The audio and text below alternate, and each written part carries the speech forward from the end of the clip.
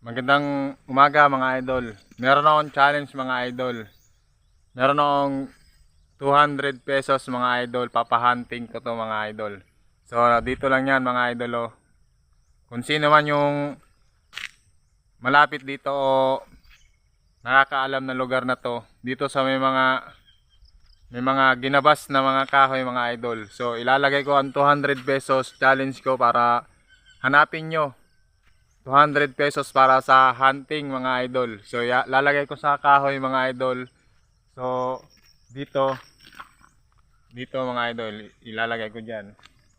So kung sino man makakita nyan sa 200 pesos mga idol, yun, sa inyo na yan. So salamat at i-flex nyo yung kung sino makakakuha nyan, tsaka i-post nyo mga idol. So salamat at may buntag sa atong tanan. God bless at all. Kung sino makakuha mga idol, sa inyo na yan 200, ihahunting yan. Dito lang yan mga idol oh. Oh. Hindi ko sasabihin yung lugar mga idol kasi madali nyo lang makita to mga idol. So sige, salamat mga idol. God bless at all.